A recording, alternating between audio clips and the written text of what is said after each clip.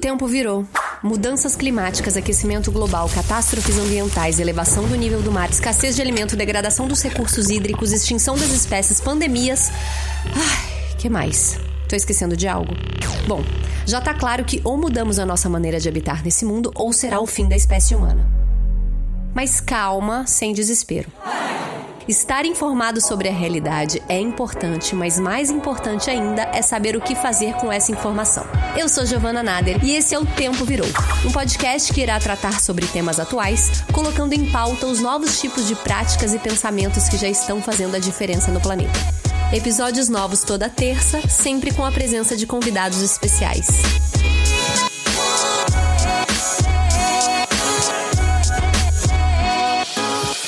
Oi, gente!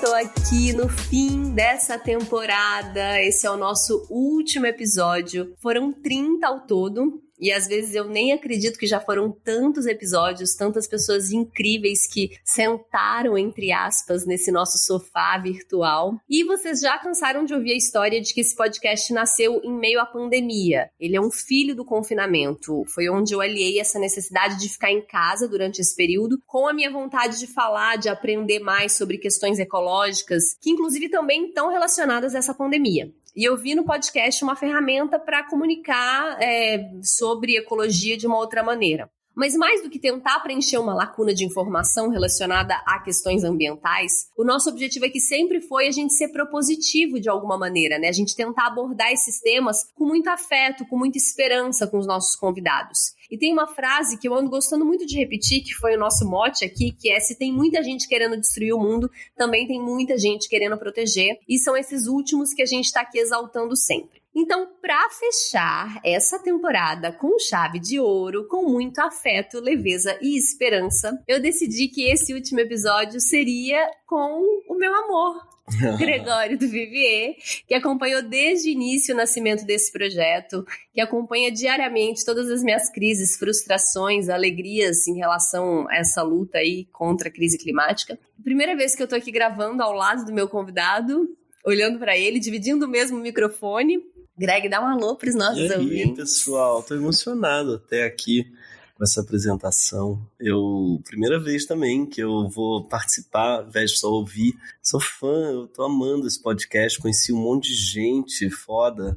E que honra fechar, e que responsa também. Não sei se eu vou saber dar leveza à esperança não, num momento desses, mas eu prometo tentar. Olha, pra mim também tá sendo um desafio, tá? Porque, primeiro, eu nunca imaginei que algum dia eu estaria aqui te entrevistando. E segundo, que também, sei lá, você é a pessoa mais íntima que eu poderia entrevistar. Enfim, então seja o que Deus quiser. Bom, amor, e coincidentemente, esse episódio, né, coincidiu também de ser na mesma semana que o episódio número 100 do Greg News. Você é o terceiro membro do Greg News que passa por aqui. A gente já teve o Torturra falando sobre fim do mundo, a Lê sobre ativismo, e que demonstra que tem alguma coisa que une o Tempo Virou com o Greg News para além da nossa vida conjugal, né? Eu fui pensar no que seria e sei lá, eu acho que deve ser essa coisa de tratar de temas pesados, apocalípticos, né, muitas vezes, deprimentes também, mas ao mesmo tempo tentar ser propositivo, ter leveza, enfim, bom humor, não sei se eu consigo, mas talvez. E eu queria saber para você, depois de 100 episódios, com tanta notícia difícil de digerir, como ainda assim ter esperança, não sucumbir, acreditar? Então,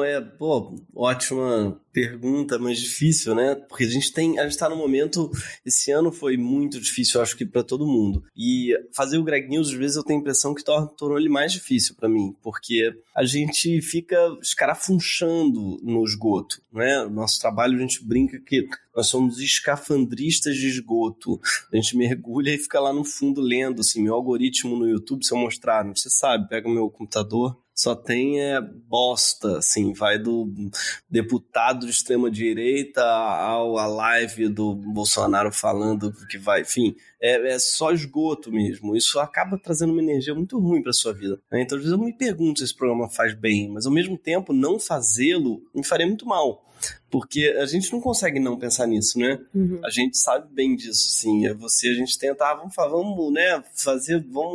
pensar em outra coisa, vamos fazer. Quando a gente vê, é um assunto que volta e que eu não conseguiria, por exemplo, pensando, tá fugindo do assunto e com a cabeça em outro lugar.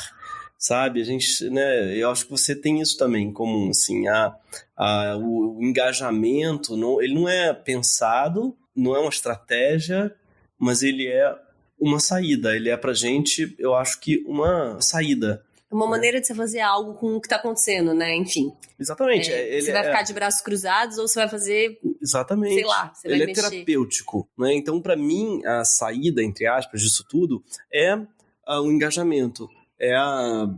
O engajamento na política, na causa, é você abraçar uma causa, e é tão emocionante você ver que você fez alguma diferença. Então, no Greg News, eu fico muito emocionado de pensar que a gente fez alguma diferença, nem que seja só na felicidade das pessoas do nosso campo, né? Eu sei que ele é um programa que fala muito com a nossa bolha, mas eu acho que a nossa bolha precisa de carinho, ela precisa de programa, ela precisa de humor, a gente precisa também rir. Uma vez a Laerte falou uma coisa que eu nunca esqueci, falou, olha, o humor, ele ajuda muito na guerra, mas não só como munição para as balas, mas também como alimento para as pessoas que estão dentro das trincheiras. E eu acho isso bonito, eu acho que para todos nós, assim, a gente tem que pensar também no bem-estar e na felicidade de quem está nas trincheiras. Eu acho que essa é uma das funções também nossas do humor, e como seres humanos, como amigos, assim, a gente pensar se nossos amigos estão bem, como é que está esse povo todo que está nas trincheiras lutando, né?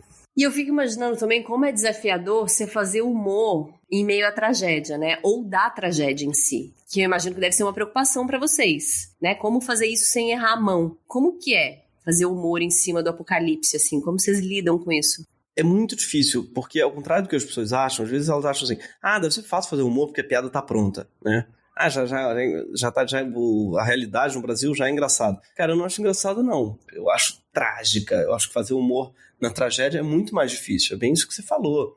É um apocalipse, o mundo tá acabando, o seu prédio tá pegando fogo, né? Você não faz um poema sobre o fogo, você não faz uma piada sobre o fogo, você grita, fogo, pelo amor de Deus.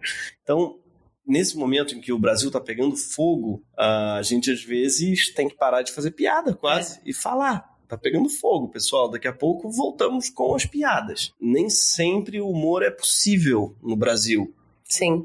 Às vezes não. Às vezes ele tem que conviver com uma pausa para fazer uma denúncia mesmo. Então é engraçado, porque acho que essa é uma diferença muito grande entre a gente e a tradição do humor anglo-saxão, né? Que é assim, essa tradição que a gente bebe e lê muito, seja dos americanos, né? Dos ingleses, com Comedy News, no qual o Greg News bebe como fonte, assim, de formato, não é? Last Week, Tonight, sei lá o quê. São realidades nas quais é mais fácil você ser niilista, sabe? Feito era tradicionalmente, né, o stand-up americano e tal. Niilista, eu quero dizer, mas assim, estou exagerando, mas você dizer, é tudo mais ou menos igual, você fazer um humor anárquico nesse sentido, assim, todos são igualmente ruins, fora todos. Isso daí, num país mega desenvolvido, é mais fácil. Porque não faz tanta diferença na Suécia se vai ganhar o Partido Trabalhista ou o Social-Democrata, por exemplo. Nos Estados Unidos, Trump e o outro lá faz uma diferença na época. E a Hillary fazia diferença, claro. Mas a diferença, minha gente pode dizer, não é tão brutal quanto num país que não tem medidas, freios e contrapesos para esses presidentes. Então, no Brasil, não é tão fácil você achar graça no presidente, sabe? Quanto é, eu acho, num país desenvolvido. Porque aqui, a eleição do Bolsonaro, mas ele é um meme, Cara, é um meme que mata a gente pra caralho. Então, essa verdade, a gente esbarra o tempo todo no Greg News, que é assim, olha, que engraçado, meus bichos, tá morrendo gente pra caralho, a floresta tá queimando. Então, realmente, é muito difícil mesmo, quando você começa a esbarrar em cadáver, né? É foda fazer humor no velório, fazer humor no funeral. É tenso pra caramba. Eu vejo isso também pela questão ambiental, né? Que é uma dificuldade memética mesmo, né? De fazer meme e piada com essa coisa, sei lá, de fim do mundo, né? Mas por outro lado também pode ser um caminho de impactar. Eu fico sempre tentando, cara, quando você fala de aquecimento global, sei lá, quando eu tento falar disso em alguma rede social, alguma coisa, é tipo, não, eu tô falando com ninguém quer saber disso, né? Ou mesmo que saiba, por mais que a gente saiba aqui dentro, né? A gente tem um universo mais de esquerda, que já tem essa consciência, ainda assim... Não, ninguém quer saber. saber. Sem toda... Não, e ninguém faz nada pra mudar. A Não. gente não vê ninguém diminuindo o consumo de carne, a gente não vê ninguém, né? Todo mundo ali jogando problema pra tipo, mas esse governo que não faz nada, não sei o quê, ou, né? Enfim. Total. Eu acho que a indústria da carne diz muito sobre isso, né? Todo mundo sabe que a indústria da carne é um grande problema, mas ainda assim a gente não vê ninguém ao nosso redor fazendo um mínimo esforço de diminuir. Sem toda razão. Acho que é o assunto mais impopular do mundo. Eu acho muito legal esse podcast, muito corajoso, porque a verdade é que é o assunto menos querido do planeta. Você vai falar que esse momento global, ai meu Deus, eu vou ter que parar de comer. Lá vem ela dizer que eu vou ter que... ele vem junto com uma carga negativa. Né? O que eu acho que o trabalho legal, e eu acho que esse trabalho você fez super bem nesse podcast, e tem um monte de gente fazendo muito bem, que é você pensar a luta contra o aquecimento global, contra as mudanças climáticas, a luta contra a degradação do meio ambiente, ela tem que ser uma luta a favor de alguma coisa também, a favor do planeta, mas ela tem que ser uma luta propositiva. Então, eu acho muito mais forte, por exemplo, você falar em Green New Deal, como estão falando agora os americanos, do que você falar contra o aquecimento, porque de modo geral, as pautas negativas, elas são muito menos apelativas, elas são muito menos carismáticas com as pessoas. Né? Então, e a gente, na esquerda, passou muitos anos falando não. Pensa bem, fora Temer, fora agora Bolsonaro, não vai ter golpe, não vai ter Copa, não, eram pautas ou de fora ou de não, que são pautas negativas, pautas combativas, né? E todas falharam. Eu acho que a esquerda, falta uma imaginação nela, e não só a esquerda, acho que no ambientalismo, de modo geral, às vezes, para propor coisas novas e positivas, uma agenda positiva para o clima, não é? Então tá vendo que a China, hoje em dia, não fala mais de desenvolvimento sustentável, ela fala em civilização ecológica, que é interessante, porque a ideia de desenvolvimento sustentável dá a impressão que você tem que botar um freio no desenvolvimento, e ninguém quer isso. O comerciante tem um pequeno comércio, ele não quer vender menos. O outro que está na indústria, o empregado de uma indústria, ele pensa em sustentabilidade, ele já pensa, vão me demitir, porque eu vou ter que produzir menos carvão. Enfim, eu acho que a sustentabilidade, ela esbarra num problema aí mesmo, que ela é pouco carismática. Uma coisa ser sustentável, dá a impressão de que é um freio para o crescimento. Eu acho que tem realmente uma novidade vindo aí, que é você pensar isso no Pacto Verde, em maneiras de você crescer, às vezes, mais do que antes. Para mim, revolucionário é o Ricardo Abramovay, que falou com você, por exemplo, da economia da floresta em pé. Total. Você pode ganhar muito dinheiro com a Amazônia em pé. Então você sai daquela coisa tipo, a Amazônia é sagrada, então ela precisa estar de pé. Que sagrada é um cacete, sabe? Eu não caio nesse papo, acho que ele é muito inútil. Temos que pensar na beleza de uma floresta. Não é beleza, não é sagrado, não tem nada a ver com isso. Tem a ver com sobrevivência do país, sobrevivência como espécie, e tem a ver com a potência financeira, inclusive, de um planeta em pé, um planeta verde, né? Sim. E tal. E como a nossa ruína, inclusive financeira, vai ser o desmatamento. Agora a China, isso ficou claro, né? Não sei se você viu, a China cresceu o PIB da China na pandemia. Aí todo mundo tá falando, tá vendo? A China ela provocou essa pandemia. Não tem, obviamente, nada a ver uma coisa com a outra. Mas o que prova o PIB da China ter crescido é que o isolamento social foi bom para a economia. É o país que mais fez isolamento social, foi a China. E o PIB cresceu, ou seja, essa coisa de ou salva vidas ou salva a economia é obviamente uma falácia. O Brasil tentou salvar a economia, matou uma porrada de gente e não salvou a economia. A China se preocupou com as pessoas e salvou a economia junto. Total. Porque a economia é feita de pessoas, né? E eu acho que esse tipo de pensamento que a gente tem que levar também para a mudança climática. Crise climática não é algo que a gente tem que combater somente. A gente também tem que propor uma agenda positiva. O que isso quer dizer? O que a gente vai fazer, não o que a gente vai deixar de fazer. Sim. Então, ao invés de pensar só assim, não vamos comer carne, talvez, no caso, a gente pensar o que a gente vai comer, o que a gente vai fazer. Então, tem esses chefes veganos maravilhosos, estão com um monte de receitas incríveis. Tem restaurantes populares veganos surgindo cada vez mais a preços bons. Né? Tem mercados como Raízes do Brasil, no Rio de Janeiro, o Chão, em São Paulo. Mercados maneiros, legais, de comida boa, sabe? Sobretudo vegetais e tal. Então, eu acho que isso daí que eu tenho a impressão de que vai mudar a cabeça das pessoas, assim, que vai tornar o ambientalismo mais sexy. Sim. Né? Total. Você dá uma criatividade para as pessoas, né? Pode se abrir um portal, né? Um novo mundo de comportamentos, de coisas que você vai aprender, que você pode ter uma soberania, uma autonomia alimentar também, né? De você, uma alquimia. A gente tem muito isso, né? Acho que nessa pandemia a gente evoluiu muito para essa questão da carne, do tirar a carne, né? Da nossa mesa, do tipo, muito por influência também da sua irmã, Bárbara, maravilhosa. Super vegetariana. Que, enfim, né, a gente... Vegana até, às vezes, né, na maior parte das vezes. E minha irmã Teodora também. Também, mas assim, de fazer comidas, né, e totalmente livres de carne durante semanas. Total. A gente ficou comendo deliciosas, com ela. Né? Porque às vezes o veganismo, a gente mesmo achava, né, ficava meio preso naquelas coisas veganas, gostos veganos, as sojas ou sei lá o quê. E a Bárbara, minha irmã, por exemplo, ela adora pegar uns restos de brócolis e juntar com aveia e botar ali junto com azeite e fazer um bolinho que parece que você está comendo um bolinho frito de bacalhau, sei lá o que, e são umas sobras de um brócolis com uma aveia, sei lá o que fica crocante, fica salgadinho, tô com água na boca até de lembrar. Então, é bem isso mesmo, assim, né? Você propor as gostosuras novas que a pessoa que não é vegana não conhece. Sim. Então, você vai abrir portas novas ao invés de fechar as portas que a pessoa já conhece. É uma coisa que eu acho que você fez, já que a Giovana sempre foi entrevistadora do podcast, acabou não falando dela, claro. Mas caso você, por acaso, não conheça, não, de verdade, assim, o que você e a Raquel fizeram no Gaveta, né? A Giovana, vou apresentar, então, caso a pessoa não conheça.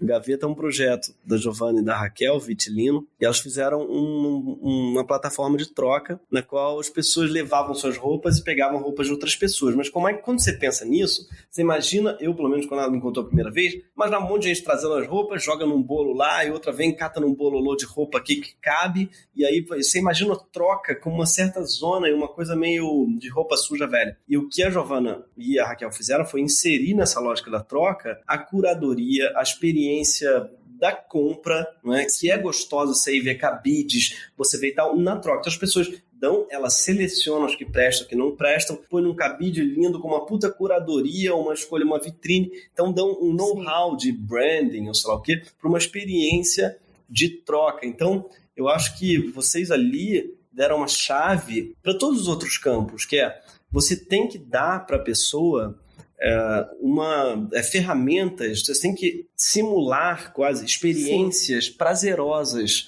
que elas gostam para tirar ela do capitalismo. Então, hackear o capitalismo, né, usar ferramentas do capitalismo, tipo isso, o cabide, a exposição, a vitrine, né, a experiência da compra, ela é prazerosa, as pessoas gostam disso. Então você vai simular isso, emular isso, hackear a experiência para algo que vai estar desviando o sistema. E eu acho que isso aí dá para a gente fazer em todos os lugares. E eu acho que dá para você usar o sistema. Eu não acho que o sistema necessariamente te use, sabe? Nesse sentido, eu sou fã do Enfield, aquele cartunista ele queria mudar o sistema, foi para os Estados Unidos tentar ser cartunista lá, porque ele achava que o capitalismo tinha que ser mudado dentro dos Estados Unidos. Né? Não rolou, mas eu acredito que poderia ter rolado. Assim, eu acho que as pessoas que conseguiram hackear o sistema, usar o sistema a favor, elas conseguiram as maiores vitórias, eu acho, dentro da nossa sociedade. E eu acho que a revolução será divertida, será prazerosa, ou ela não será, né? Para simular, para usar, hackear lá a fórmula famosa. Eu acho que ela será, claro, também feminista, ou ela não será, ela será socialista, ou ela não será, mas ela será também prazerosa, divertida. Ela tem que ter esse ingrediente. Ela não pode ser moralista somente, combativa somente. Ela não pode ser só na chave do não, do que não pode, do anticapitalismo, né? Sim. Eu acho que a chave propositiva é muito boa, mas para isso precisa de imaginação. E eu acho que imaginação, quem vai ter não são os cientistas políticos, nem os economistas. Quem tem imaginação para inventar um sistema novo são os artistas, os comunicadores, sabe?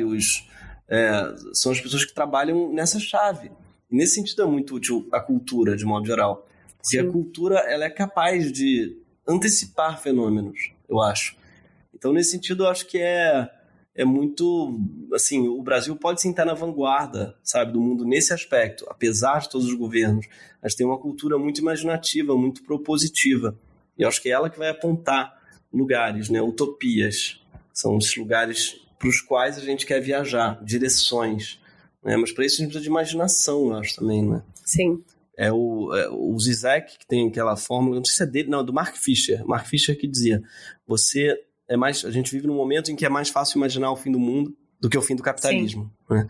Então Hollywood imagina o tempo todo o fim do mundo. Você vai ver Nova York sendo detonada, Independence Day, Impacto Profundo. Você não vê nenhum filme sobre o fim do capitalismo, né, de Hollywood.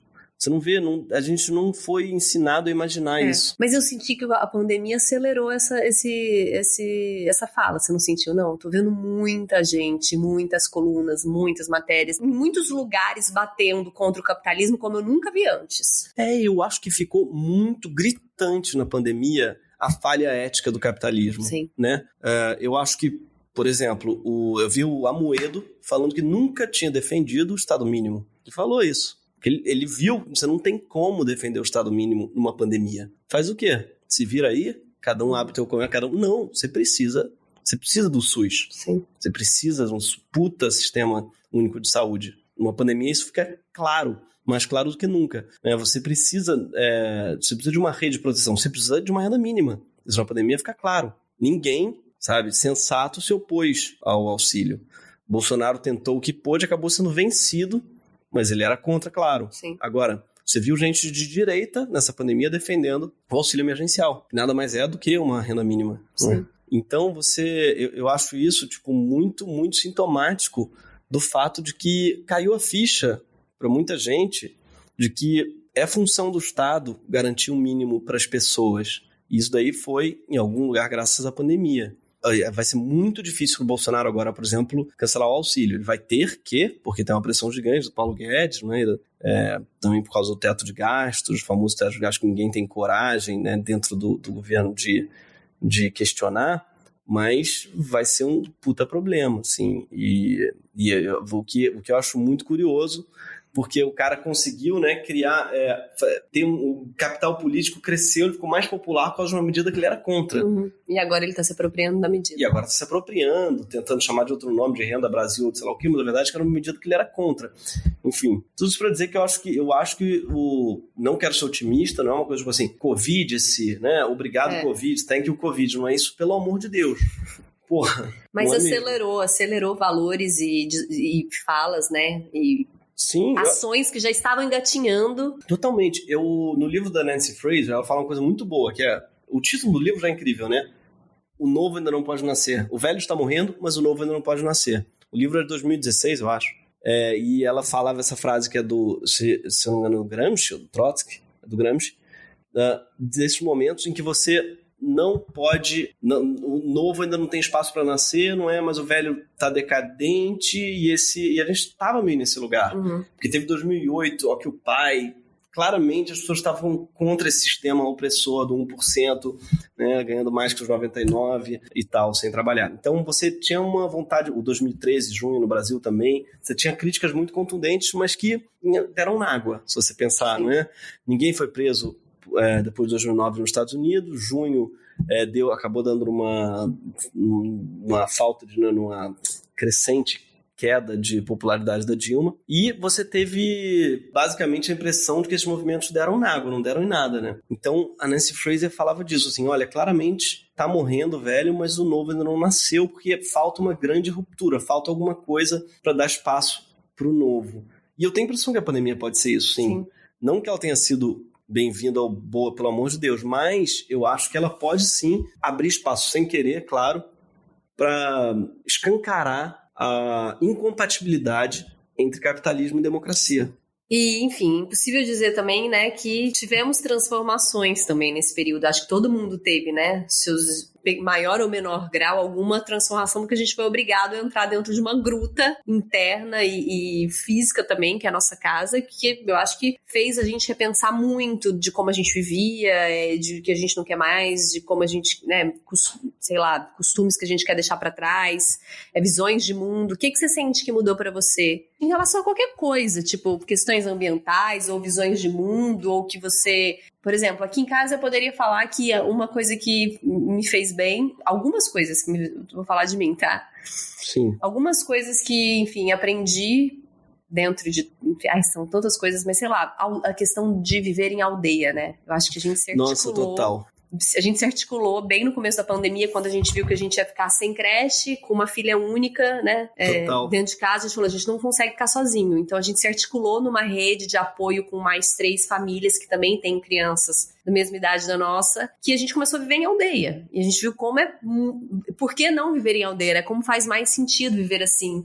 Todo mundo criando um filho de todo mundo e... Total. Enquanto um tá fazendo almoço, o outro tá ali brincando com eles, né? E, enfim, preciso fazer uma reunião, fica aqui. E a gente começou a se dividir. Total, é bem isso também pra mim. Acho que isso daí foi a grande mudança. Também percebi que não faz sentido não viver em aldeia. Eu percebi o valor dos irmãos também. A gente, assim, não sei o que seria de mim sem, no meu caso...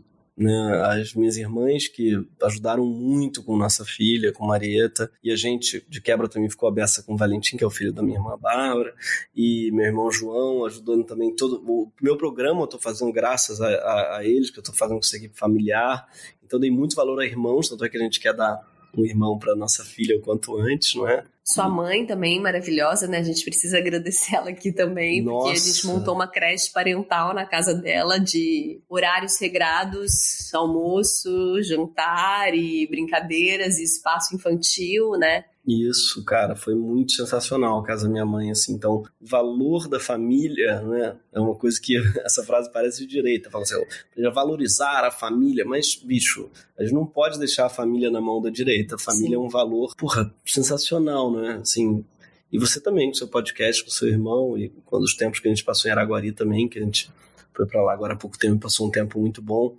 Você vê que a família, ela é muito bom esse formato, né? Você vê que a maneira que as pessoas criavam os filhos antigamente, não a educação, pelo amor de Deus, que era totalmente equivocada, punitiva, moralista, mas esse formato que a gente está hoje na quarentena, que deixa com a avó, com a mãe, com a tia, você cria o sobrinho juntos, todo mundo morava na mesma casa antigamente, né? As famílias, elas eram mais numerosas e também mais juntas. Você vai ler Machado de Assis, né? Dom Casmurro.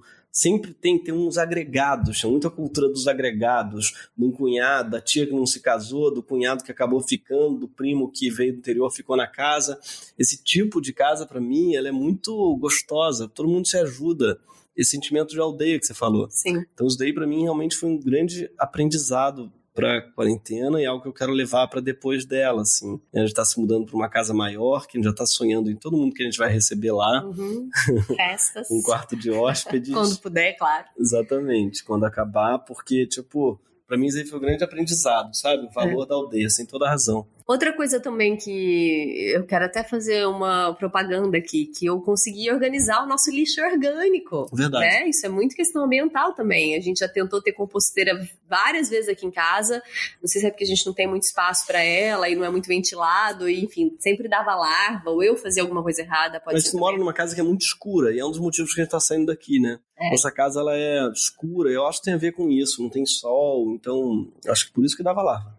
E aí a gente ficou um tempo ali com aquele lixo orgânico, a gente juntando lixo, o que conseguia, né, levando pra composteira na casa da sua mãe, já que a gente tava indo pra lá todo dia. Mas aí veio Casca, maravilhoso esse serviço no Rio de Janeiro, que você paga um mensal e eles lidam com o seu lixo orgânico. A cada semana eles vêm aqui, eles te dão um pote e com serragem. Brindes. Você ganha brindes e tem também, além do Casca, que é o que a gente tem também Ciclo Orgânico, tem 2 muito bons aqui no Rio de Janeiro. Que é isso, né? Você paga um mensal e eles vêm a cada semana e lidam com o seu lixo orgânico, porque como a casa também, né, fica mais limpa em algum... Porque eu acho que essa questão do lixo também foi muito... A gente teve que lidar com o nosso próprio lixo, acho que todo mundo, né? O consumo de plástico aumentou, é impossível não aumentar, a gente não tinha tanto tempo para cozinhar, porque a gente tinha que fazer 1000 coisas além disso, e acabou pedindo delivery, e, né, enfim, a gente... Total. Minha analista falou uma coisa que eu achei muito interessante, que a casa, na pandemia, foi parar na polis,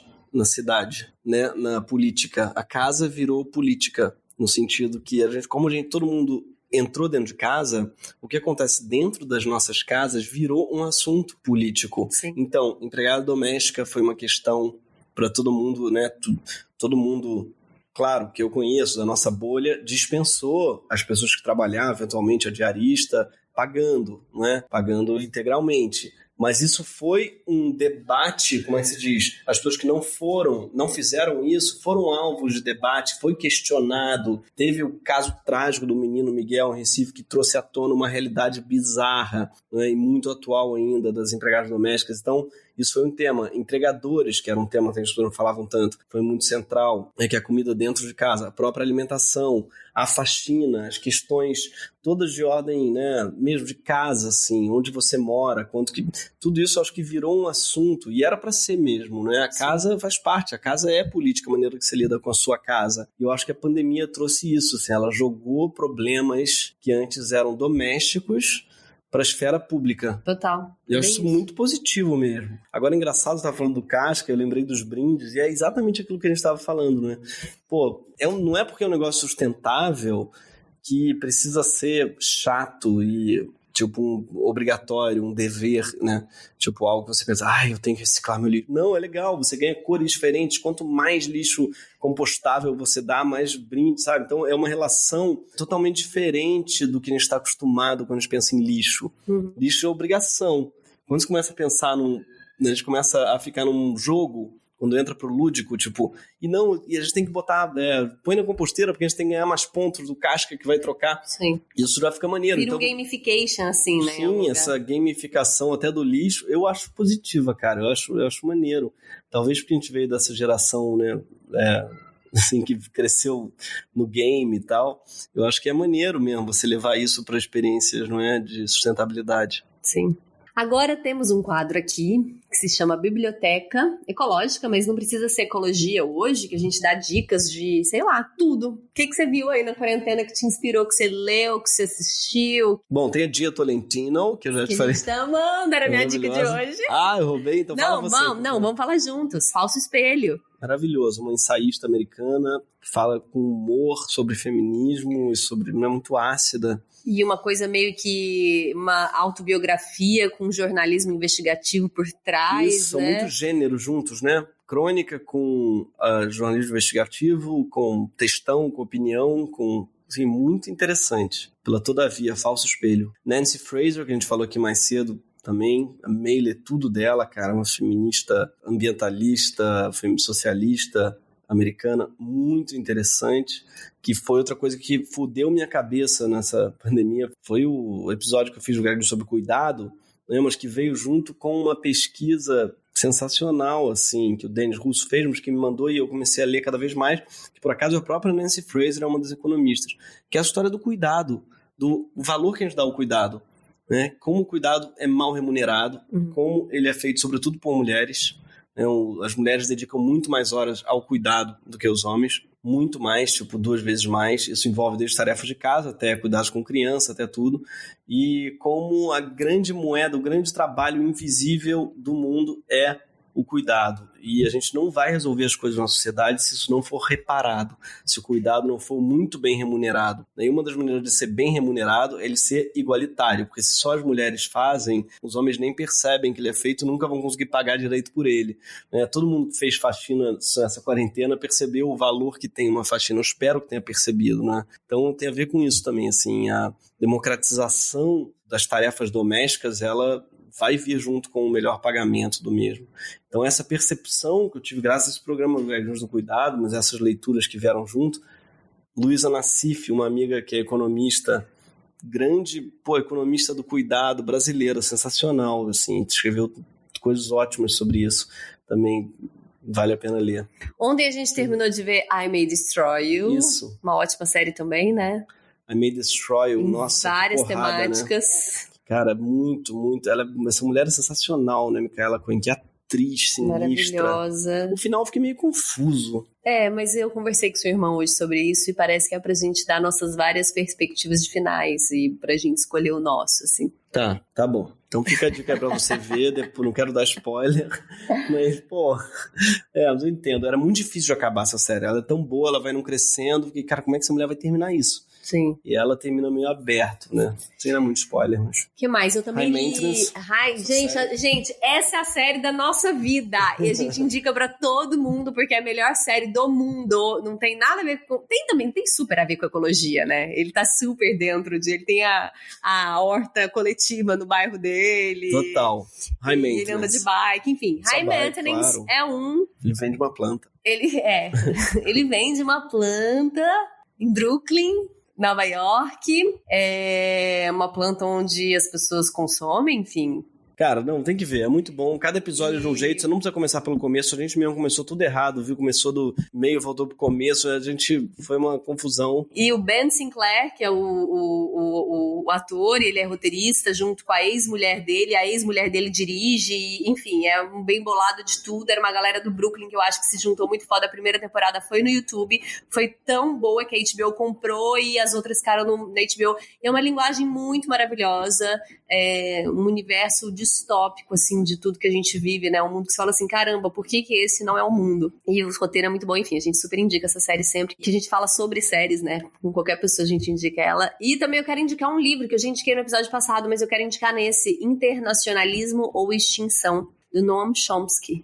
Que é um livro fininho, mas que ele fala muito, ele reflete muito sobre a extinção humana, né? A extinção da espécie humana é o que a gente está diante aí, e a gente, por mais triste que seja, eu acho que a gente precisa encarar essa realidade e falar sobre ela, e são palestras, tem um evento nos Estados Unidos que chama Evento Chomsky, que vai gente do mundo inteiro para escutar ele já tem 91 anos, acho.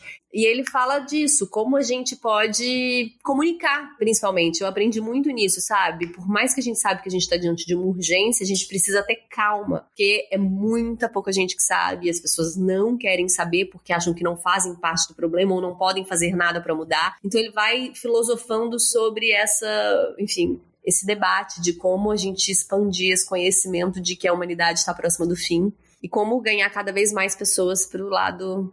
né? Não existe lado, mas pra frente, pra esse único lado a seguir. Sim, total. O Chomsky é foda, né? Fico muito feliz, assim, toda vez que eu penso que ele tá vivo, que ele eu acho, eu me sinto meio como se ele fosse brasileiro, que ele é casado com uma brasileira e fala muito bem do Brasil, entende tudo do Brasil, Chomsky, entende mais do que muito analista político brasileiro, mais que qualquer um na Globo News, eu acho, pelo menos, o Chomsky, e eu acho brilhante falando sobre tudo, sobre qualquer coisa. Outro vício nessa pandemia pra mim foi YouTube, esse tipo de YouTube. Bota Chomsky no YouTube, se você por acaso ainda não conhece o cara e tal, pra mim é uma boa maneira de se entrar no universo, porque muitos autores escrevem complicado, mas falam de maneira mais sedutora. Falando, você acaba querendo conquistar quem está te ouvindo e tal. Então, uma boa maneira de se adentrar no universo de autores. Chomsky fala brilhantemente. Outro que eu me apaixonei nessa pandemia foi o Bourdieu, filósofo marxista. Pierre Bourdieu, B-O-U-R-D-I-E-U, falando sobre qualquer coisa. Zizek, claro, Zizek é um hit do YouTube, tudo que ele fala é maravilhoso. Nancy Fraser tem coisas lá também, vale ver, enfim. YouTube pra mim é sempre um caminho, assim, uma porta de entrada. Sim. E a maravilhosa Natalie Wynn, procura lá, N-A-T-A-L-E-W-Y-N-N, a Natalie Wynn tem o ContraPoints, no canal do YouTube. Sim, é a ContraPoints. Maravilhosa. Ela, eu recomendo qualquer vídeo dela, são vídeos longos, tipo 40 minutos, dica, assim. Amor. Vocês vão ver e vão surtar, porque ela é genial. Bom, obrigada, meu amor, por você estar aqui. Obrigada por você me trazer sempre essa visão de mundo positiva. Jura? Você sabe como eu sou, às vezes, muito depressiva com esse assunto. Você sempre me tira dessa. Só pra explicar, não é? É porque, assim, às vezes a Gi, você que tá ouvindo, fica no negativo, fica assim... eu falo, pô, cara, tá quente. Eu falo assim, cara, tá muito quente. Sabe por quê, né? Que tá quente. Eu sei que tá quente. A gente voltando esses dias da serra e você, nossa, que lindo, né? Essa paisagem. Aí eu falei, cara, pensar que tudo isso tá acabando. Cara, eu falei... Aí você fala assim, não dá pra viver assim. E esse dia que você me fez essa, eu aprendi muito. Eu falei, eu não posso mais, porque realmente... Minha mãe me ligava e falava, nossa, aqui em Araguari tá um calor. Mas sabe, né? Tá queimando aí do lado, né? Serra da Canastra tá queimando. Por mais que isso seja verdade, não leva nada a lugar nenhum, né? Assim, a simples indignação, não é? Então eu acho que... Mas você sabe disso. Você sabe disso muito bem. Não, mas você me tira muito dessa também. Obrigada. Obrigado a você. E parabéns pelo podcast. Voltem. Parabéns, Jordano Nader. Parabéns, Vitor Bernat. Parabéns a vocês que estão fazendo esse podcast. Muito útil. A quantidade de gente vem me falar que ama esse podcast. Dá parabéns, sejam fã e tal. Parabéns pra vocês. Obrigada. E, gente, é isso. Acabou. Últimos minutinhos do nosso último episódio da temporada. Mas eu já aviso que sim, temos segunda temporada confirmada. Tem muita gente que a gente ainda quer entrevistar que ficou de fora por conta de agenda, porque, enfim, urgência de tema, e a gente optou por fechar em 30 episódios, mas a gente já tem muita nova ideia, temas quentes que a gente quer abordar. A gente vai só dar uma respirada e uma inspirada e a gente volta em breve. E enquanto isso, se você ainda não assistiu todos os episódios, aproveite para maratonar. Eu quero dizer também, muito importante, que, como o Greg comentou, eu não faço isso sozinha. Existe uma mini equipe maravilhosa que faz esse podcast comigo, formada pelo meu irmão, Jordano Nader, que tá no roteiro, pesquisa e produção, Vitor Bernardes, nosso super editor de áudio, Mariana Ferrari, que cuida das nossas redes sociais, e Teodora do Vivier, que fez nossa linda identidade visual. Então, muito obrigada a quem tá comigo nessa, vocês 4, e também a todo mundo que escutou, gente, como vocês compartilharam essa temporada, Instagram, redes sociais, deram maior apoio, maior força. A gente até, no começo do podcast, a gente falava que era um podcast para aumentar a consciência ambiental, e a gente ao longo dele foi entendendo que era um podcast sobre educação ambiental, e eu acho que vocês expandiram esse tema e ajudaram a gente a reverberar muito mais. Então é isso, muito obrigada, um super beijo e até muito em breve.